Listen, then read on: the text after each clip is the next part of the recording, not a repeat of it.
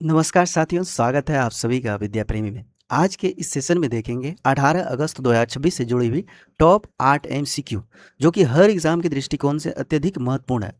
हमारे सेशन की शुरुआत होती है क्विक रिवीजन से, यानी कि कल जो हमने पढ़ा उसका वन लाइन फॉर्मेट में रिवीजन करेंगे और आगे बढ़ेंगे।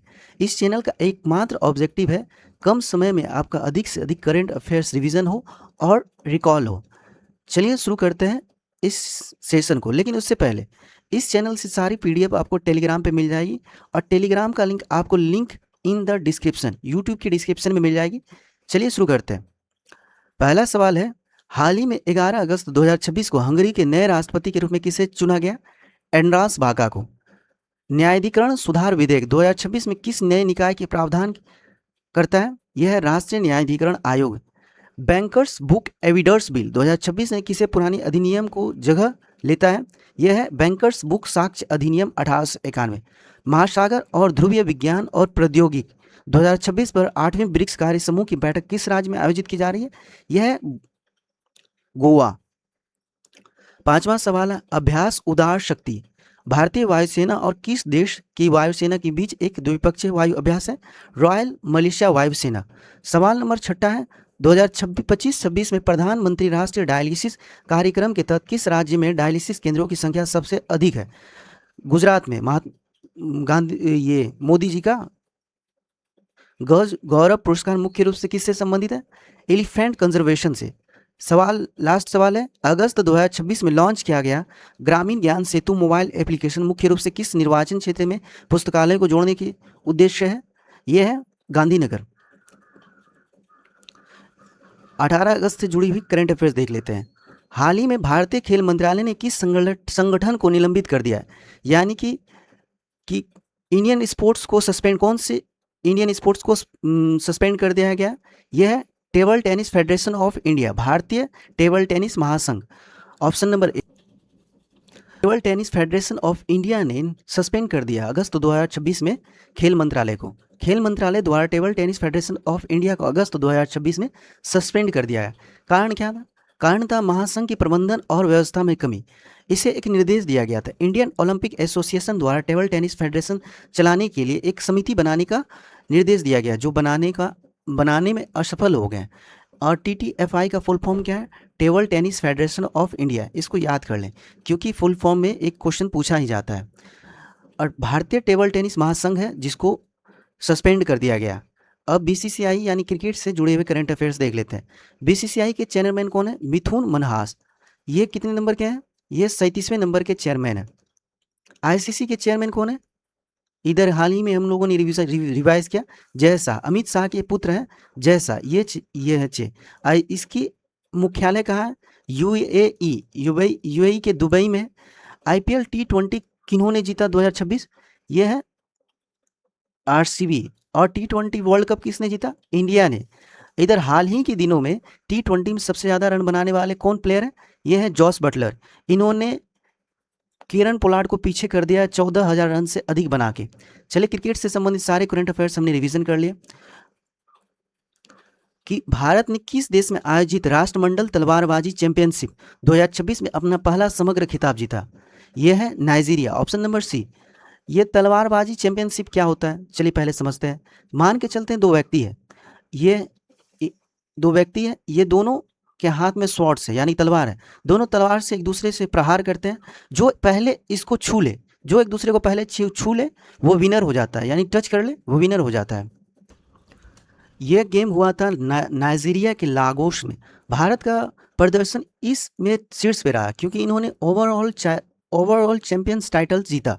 इसी से इनको विलिंगटन स्वॉर्ड ट्रॉफी मिला और इसमें स्थान भारत ने शीर्ष पे रहा 35 मेडल के साथ।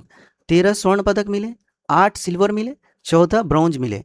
यह कॉमनवेल्थ फेंसिंग चैंपियनशिप भारत का पहला ओवरऑल टाइटल रहा। यह कहाँ पे हुआ था? नाइजीरिया में हुआ था। तो देख लेते हैं, ये हाल ही में कॉमनवेल्थ गेम जो हुआ था कहाँ पे हुआ था? ऑस्ट्रेलिया में होना था, लेकिन स्कॉटलैंड में हुआ, स्कॉटलैंड के ग्लासगो में। इसमें भारत कितने लाए थे? इसमें भारत ने 39 पदक ला के शीर्ष चौथे स्थान पे रहे। तीसरे स्थान पे कौन थे? कनाडा थे। इससे जुड़ी हुई सारी एक और है। नाइजीरिया जो है मेनिंजाइटिस यानी दिमागी बुखार के लिए वैक्सीन इन्होंने खोज लिया। कौन सा वैक्सीन है? Man 5CV। पहला दुनिया का पहला देश है जिन्होंने मेनिंजाइटिस नामक बीमारी यानी कि दिमागी बुखार से संबंधित वैक्सीन इन्होंने खोज लिया। नेक्स्ट सवाल है, मुख्यमंत्री खेत सुरक्षा योजना किस राज्य से जुड़ी है? एक योजना जिसका ऑब्जेक्टिव आवारा जानवरों और जंगली सूअरों से फसलों का रक्षा करना है। यह है उत्तर प्रदेश। ऑप्शन नंबर, संबंधित राज्य है उत्तर प्रदेश। इसका मेन ऑब्जेक्टिव क्या है? मेन ऑब्जेक्टिव है आवारा पशुओं और जंगली सूअरों, गाय भैंस से फसल का रक्षा करना। इनमें क्या होता है, इससे प्रॉफिट होगा किसानों को, जो कि इनके फसल की बर्बादी कम होगी और आय ज़्यादा प्राप्त होगा। इसके तहत क्या होगा, इसके तहत सरकार 12 वोल्ट की बैटरी देगी और साथ साथ 60% की सब्सिडी भी देगी।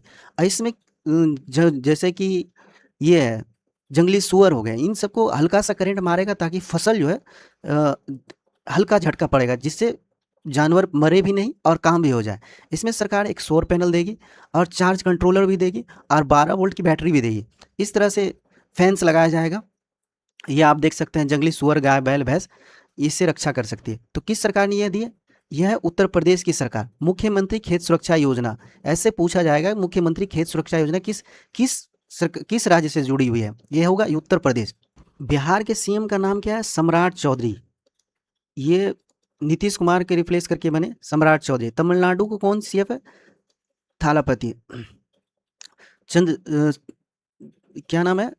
सी जोसेफ है। इन्होंने हाल ही में कृषि ऋण यानी कि एग्रीकल्चर लोन को माफ़ कर दिया, जिससे प्रॉफिट हुआ किसानों को, जो उनके ऊपर इतने सारे ऋण थे उसको माफ़ कर दिया गया। पश्चिम बंगाल के कौन सीएम है? शुभेंदु अधिकारी। और उत्तर प्रदेश के सीएम कौन है? आदित्य योगीनाथ, जो कि आप देख पा रहे होंगे। नेक्स्ट सवाल की ओर जाते हैं।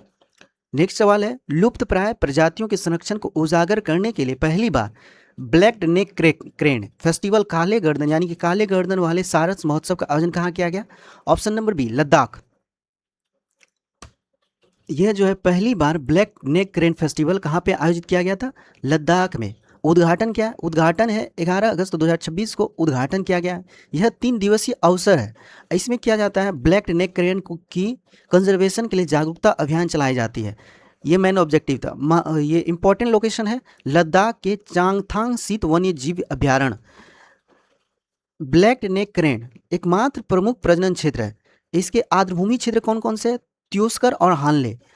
यह लद्दाख की पवित्र पक्षी, हॉली बर्ड और शांति के प्रतीक के रूप में भी जाना जाता है। अब हम देख लेते हैं कि जैसे कि ब्लैक नेक क्रेन यानी काली गर्दन वाले पक्षी, ये आपको काला गर्दन दिख रहा होगा, इसी को कहते हैं ब्लैक नेक क्रेन। ये पक्षी विलुप्त हो रहा है। यहाँ आप लोगों को कहीं अपने शहर राज्य में दिखता है क्या ये पक्षी? ये सिर्फ लद्दाख में दिखती है। तो सबसे पहले देख लेते हैं करंट अफेयर्स हाल ही है।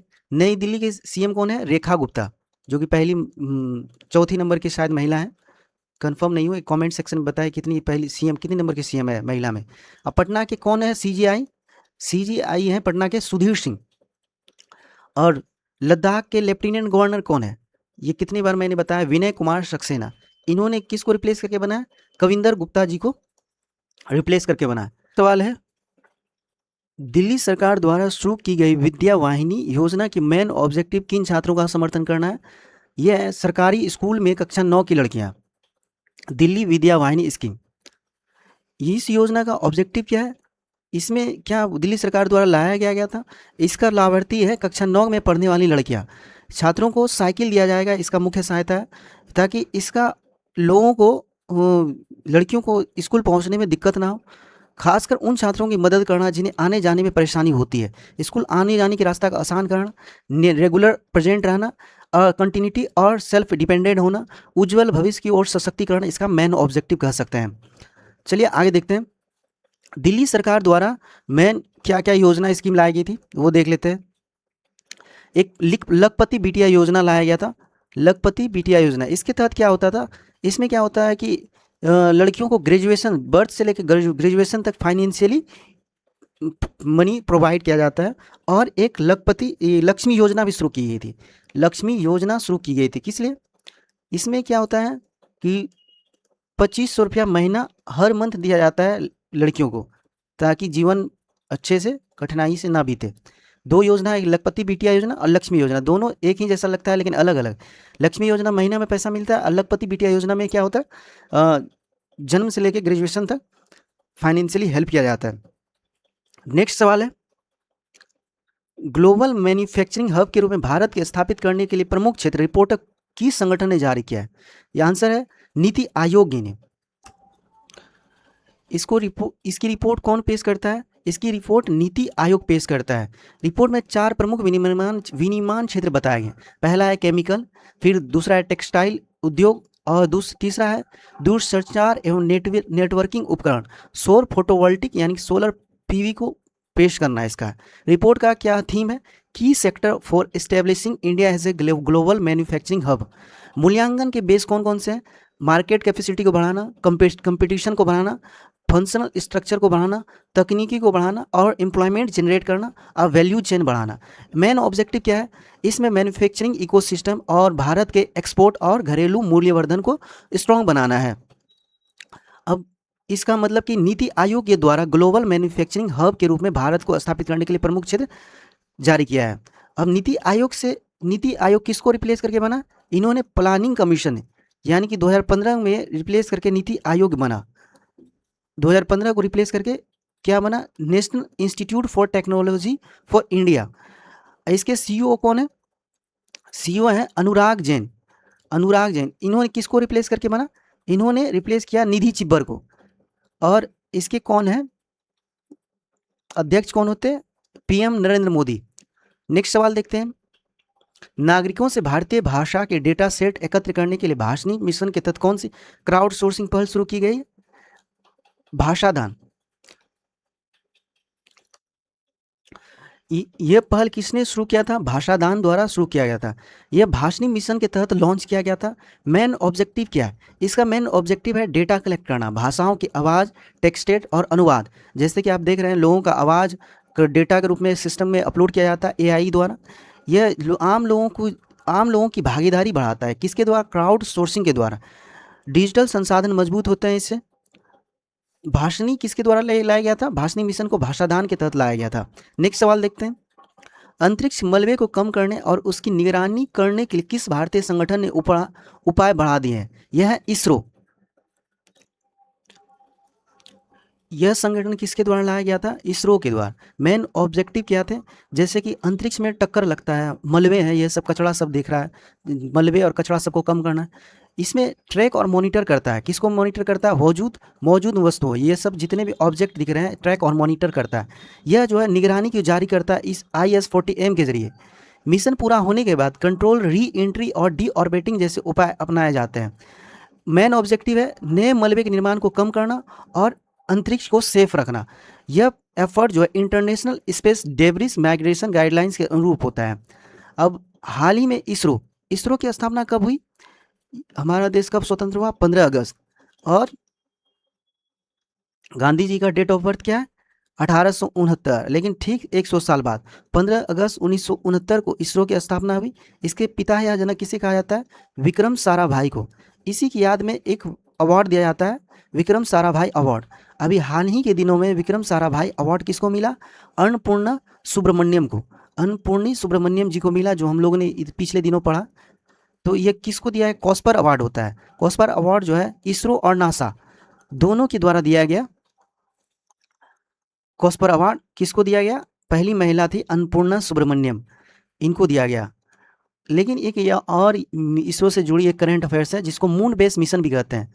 मून बेस मिशन, इसमें क्या हुआ कि नासा और इसरो दोनों इसमें ज्वाइंट थे और इस मिशन को कहा जाता है आर्टिमस एकॉर्ड्स। इसमें अंतरिक्ष में जो कचरा फैलाना ये सब कम करने के लिए किया गया था। नेक्स्ट सवाल मतलब अब हम लोग रिवीजन कर लेते हैं ताकि टेस्ट का क्वेश्चन करने में मजा आए। भारत ने किस देश में आयोजित राष्ट्रमंडल तलवारबाजी चैंपियनशिप में पहला समग्र खिताब जीता? यह है नाइजीरिया। मुख्यमंत्री खेत सुरक्षा योजना किस राज्य से जुड़ी है जिसका उद्देश्य आवारा जानवरों और जंगली सूअरों फसलों की रक्षा करना है? यह है उत्तर प्रदेश। लुप्तप्राय प्रजातियों के संरक्षण के उजागर करने के लिए पहली बार ब्लैक नेक क्रेन फेस्टिवल कहाँ आयोजित किया गया? लद्दाख में। दिल्ली सरकार द्वारा शुरू की गई विद्या वाहिनी योजना का मुख्य उद्देश्य किन छात्रों को समर्थन करना है? यह 9 to 9 की लड़कियां, सरकारी स्कूल में पढ़ने वाली 9 की लड़कियां। क्वेश्चन नंबर 5वां है, ग्लोबल मैन्युफैक्चरिंग हब के रूप में भारत को स्थापित करने के लिए प्रमुख क्षेत्र रिपोर्ट किस संगठन ने जारी की है? यह नीति आयोग ने। सरकार नागरिकों के भारतीय भाषा के डेटा सेट एकत्र करने के लिए भाषणी मिशन के तहत कौन सी आउटसोर्सिंग पर शुरू की गई? भाषादान। अंतरिक्ष मलबे को कम करने और उसकी निगरानी के लिए कम करने के भारतीय संगठन उपाय बढ़ा दिए हैं, यह है इसरो। हाल ही में भारतीय खेल मंत्रालय ने किस खेल संगठन को निलंबित कर दिया? यह है table tennis federation of India. अब हम अपना टेस्ट देखते हैं, इसका आंसर आप लोगों को कमेंट सेक्शन में देना है ताकि हमें पता तो चले कि आपने कितना पढ़ा और कितना याद है। क्वेश्चन का आंसर कमेंट सेक्शन में देना अनिवार्य है। सवाल है, मुख्यमंत्री खेत सुरक्षा योजना किस राज्य से जुड़ी है? जिसका उद्देश्य आवारा जानवरों और जंगली सुअरों से फसलों की रक्षा करना है। यदि आप लोगों को हमारा सेशन पसंद आ रहा है तो लाइक करें, शेयर करें, सब्सक्राइब करें और बेल आइकन दबाएं। Thank you.